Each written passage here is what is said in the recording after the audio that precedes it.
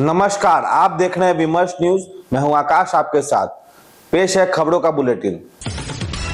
सूरजभान आज कोर्ट से बरी हो गए। ब्रिज बिहारी हत्याकांड में 5 लोगों पर मुकदमा चला था। इसकी जांच सीबीआई ने की थी। बृहस्पतिवार की सुबह 3 अक्टूबर को सुप्रीम कोर्ट ने अपने सुरक्षित फैसले को जाहिर कर दिया। 3 जजों के बेंच न्यायमूर्तिगण संजय कुमार, संजीव खन्ना और आर महादेवन ने यह फैसला दिया। फैसले के अनुसार ब्रिज बिहारी प्रसाद हत्याकांड में सूरजभान बरी हो गए हैं और उनके साथ 5 अन्य अभियुक्त भी बरी हो गए, परंतु मुन्ना शुक्ला और उनके साथ मंटू तिवारी को आजीवन कारावास की सजा दे दी गई। 15 दिनों के अंदर उन्हें जेल जाना होगा और आजीवन के आखिरी दिन जेल में ही बिताने होंगे। मुन्ना शुक्ला इधर के दिनों में लालू दरबार में और तेजस्वी के नजदीकी घूम फिर रहे थे। मुन्ना शुक्ला को आरजेडी ने एमपी उम्मीदवार भी बनाया था। बिहारी प्रसाद अपराधियों के इतिहास रखने वाले राजनेता थे। आरजेडी से विधायक थे, तब हॉस्पिटल कस्टडी में उसकी हत्या हुई थी। इस मामले को कोर्ट ने सीबीआई जांच के लिए दे दिया था। निचली अदालत में 8 लोगों को आजीवन कारावास दिया गया था, परंतु पटना हाईकोर्ट से संदेश का लाभ प्रकार सभी रिहा कर दिए गए थे। ब्रिज बिहारी प्रसाद की पत्नी रमा देवी के साथ साथ सीबीआई ने हाईकोर्ट के फैसले को सुप्रीम कोर्ट में चुनौती दी थी। यहां से 2 लोगों पर फिर से सजा दे दी गई थी। इस मामले का नाम अभियुक्त श्री प्रकाश शुक्ला पहले ही उत्तर प्रदेश में एक एनकाउंटर में मारा गया था। सूरजभान सहित 5 लोग रिहा हो गए।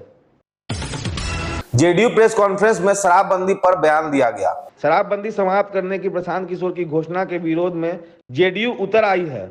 देखिए हमारे रिपोर्टर का पीसी रिपोर्ट। कहते हैं कि इतने लोगों का उससे रोजगार होगा, शिक्षा में पैसा जाएगा, तो बता दीजिए कि आज कितने घर उजागर हुआ शराबबंदी से। अब कितने बच्चे जो गरीब गुरबा के बच्चे हैं, जब से बंद हुआ मधुशाला तब से गरीब के बच्चे जा रहे हैं पाठशाला। ये बात उनको समझना चाहिए। सोचिए, ये तो उनकी मानसिकता को दर्शाता है कि किस तरह की मानसिकता के लोग हैं जो शराबबंदी के कारण जो आज हमारे समाज में अमन चैन है और गरीब गुरबा के घर में जो कल तक ढंग का खाना नहीं नसीब होता था, उसके बच्चे पढ़ नहीं पाते थे, स्कूल नहीं जा पाते थे, आज उसके बच्चे अच्छे से खाना खा रहे हैं, अच्छे से स्कूल जा रहे हैं। ये उनको अच्छा नहीं लग रहा है, इसीलिए इस तरह की अनर्गल बातें कर रहे हैं। पाठशाला की बात कर रही है, प्रकाश किशोर कह रहे सब कुछ बिक्री का लोभ दे के शिक्षा बर्बाद कर दिया।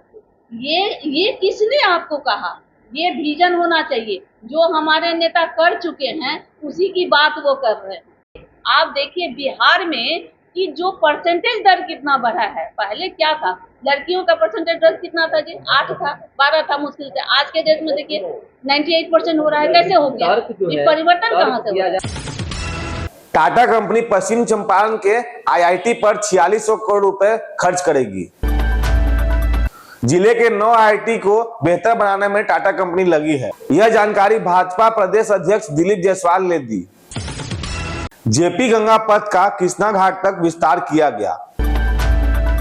इसके साथ ही नीतीश कुमार ने गाय घाट में आईआईटी का उद्घाटन किया। गाय घाट में 2022 से आईआईटी का निर्माण चल रहा था। कैंपस का उद्घाटन हो गया। इस इलाके में शिक्षा का हब तैयार होगा। आज ही मुख्यमंत्री ने कृष्ण घाट तक जेपी गंगा पथ को जोड़ने का उद्घाटन किया। जानते हैं कि अभी तक कंगन घाट से गुरुद्वारा जुड़ गया था।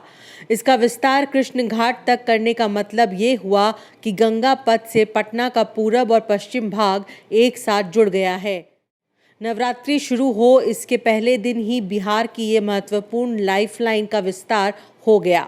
अभी इस गंगा पथ को पश्चिम में कोइलवर से पूर्व में फतुहा तक जोड़ने की योजना है। आईआईटी के उद्घाटन के बाद जिस तरह के शोध कार्य होंगे वह जल जमाव को समाप्त करने के लिए महत्वपूर्ण होंगे। आईआईटी बिल्डिंग का डिज़ाइन और कैंपस का विस्तार बहुत ही आकर्षक है। यहाँ बनी हुई बिल्डिंग भूकंप को बर्दाश्त करने की क्षमता से युक्त है।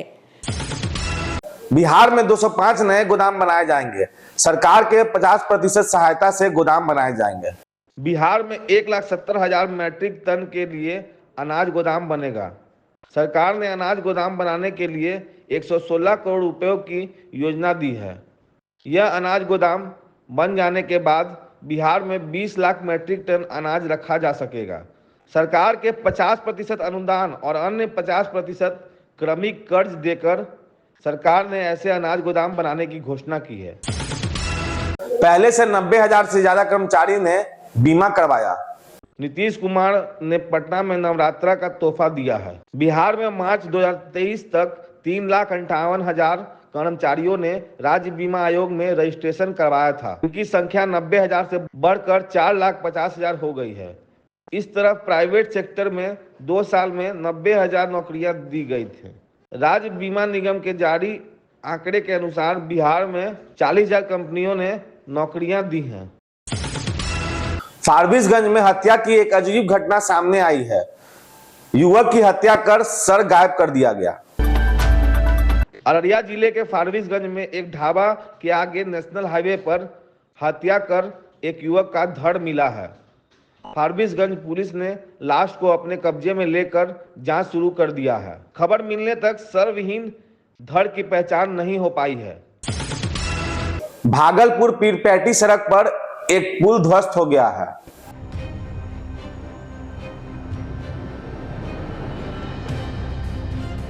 तो ये था खबरों का बुलेटिन। आपको हमारा खबरों का बुलेटिन कैसा लगा कृपया कमेंट सेक्शन में जरूर बताएं। अगर YouTube पे देख रहे हैं तो लाइक करें, सब्सक्राइब करें तथा बेल आइकन दबाना ना भूलें ताकि आपको हर पल का नोटिफिकेशन मिलते रहे। फेसबुक पे देख रहे हैं तो लाइक करें, फॉलो करें। तब तक के लिए मैं आकाश, विमर्श न्यूज के लिए धन्यवाद।